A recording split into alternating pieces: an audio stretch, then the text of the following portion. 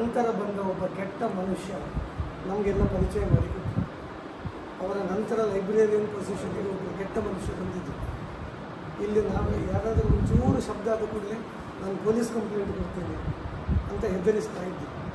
ಆ ಟೈಮಲ್ಲಿ ಲೈಬ್ರರಿಗೆ ಬರುವವರು ತುಂಬ ಕಮ್ಮಿ ಆಗಿದೆ. ಆಮೇಲೆ ಸುಮಾರು ಜನ ಮೆಂಬರ್ಶಿಪ್ಪನ್ನು ವಿಡ್ರಾ ಮಾಡಿದ್ರು.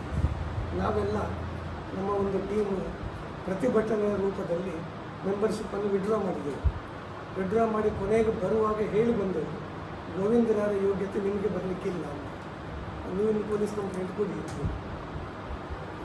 ಆಮೇಲೆ ಗೋವಿಂದರಾರು ಮತ್ತೆ ಅಂದರೆ ಈ ಮನುಷ್ಯ ಹೋದ ನಂತರ ಪುನಃ ನಮ್ಮ ಮೆಂಬರ್ಶಿಪ್ ಮುಂದುವರಿಯಿತು. ಈಗ ತುಂಬ ಸಂತೋಷದ ವಿಷಯ ಅಂದರೆ ಕಾರ್ಕಳದಂತಹ ಲೈಬ್ರರಿ ಮತ್ತು ಎಲ್ಲೂ ನಮಗೆ ಸಿಕ್ಕುವುದಿಲ್ಲ. ನಾನು ಬೆಂಗಳೂರಿಗೆ ಹೋದರೆ ಅಲ್ಲಿ ಕೇಂದ್ರ ಗ್ರಂಥಾಲಯ ಕಬ್ಬನ್ ಪಾರ್ಕ್ ಲೈಬ್ರರಿ ಉಂಟು, ಅಲ್ಲಿ ಹೋದರೂ ನಮಗೆ ಎಷ್ಟು ಖುಷಿ ಆಗೋದಿಲ್ಲ. ಆಮೇಲೆ ನಮ್ಮದು ಊರು ಮೂಗಿತ್ತು, ಅಲ್ಲಿ ಲೈಬ್ರರಿ ಇದ್ದರೂ ನಾನು ಇಲ್ಲಿಗೆ ಬರೋದು. ಇಲ್ಲಿ 50 ವರ್ಷ ನನ್ನ ಮೆಂಬರ್ಶಿಪ್ ಆದರೂ ಕೂಡ ಇನ್ನೂ ಕೂಡ ಹೊಸ ಹೊಸ ಪುಸ್ತಕಗಳು ಸಿಗ್ತಾ ಉಂಟು 50 ವರ್ಷದಲ್ಲಿ ಕೂಡ.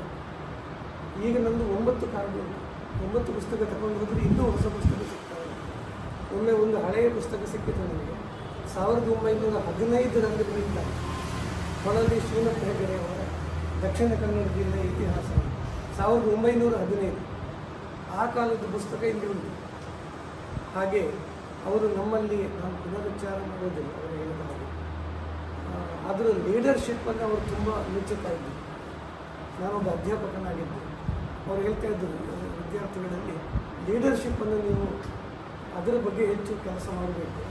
ನಮ್ಮ ದಕ್ಷಿಣ ಕನ್ನಡ ಜಿಲ್ಲೆಯ ಜನಗಳಿಗೆ ಲೀಡರ್ಶಿಪ್ ಇಲ್ಲ. ಬಹುಶಃ ಅವರ ಮಗ ಅವರೆಲ್ಲ ಒಂದು ಲೀಡರ್ ಆಗಲಿಕ್ಕೆ ಅವರ ಪ್ರೋತ್ಸಾಹ ಕಾರಣ ಆಗಿದೆ. ಮತ್ತು ನಮಗೆ ತುಂಬ ಸಂತೋಷ ವಿಷಯ ಅಂತ ಹೇಳಿದರೆ, ಈಗ ಇರುವ ಲೈಬ್ರರಿಯ ಸಿಬ್ಬಂದಿ ಆ ಗೋವಿಂದರಾಯರ ಹಾಗೆ ಅಷ್ಟು ಒಂದು ಆತ್ಮೀಯತೆಯಿಂದ ನಮಗೆ ಈಗಲೂ ಇಲ್ಲಿಗೆ ಬಂದರೆ ನಮ್ಮದೇ ಒಂದು ಬಂಧುಗಳ ಮನೆಗೆ ಹೋದ ಹಾಗೆ ಆಗ್ತದೆ. ಅಷ್ಟು ಆತ್ಮೀಯತೆಯಿಂದ ಇದ್ದಾರೆ. ಅದು ಅವರು ಮಾಡಿಕೊಟ್ಟಂತಹ ದಾರಿಯಲ್ಲಿ ನಡೀತಾ ಇದ್ದಾರೆ ಅನ್ನೋದು ತುಂಬ ಸಂತೋಷದ ವಿಷಯ. ವಿಶೇಷವಾಗಿ ಖಂಡಿತವಾಗಿ ಅವರಂತಹ ಒಳ್ಳೆಯ ಆತ್ಮಕ್ಕೆ ಒಳ್ಳೆಯ ಸ್ಥಿತಿ ಪ್ರಾಪ್ತ ಆಗ್ತದೆ ಅನ್ನೋ ನಂಬಿಕೆ ಇದೆ ನನಗೆ. ಎಲ್ಲರ ಪರವಾಗಿ ಶುಭ.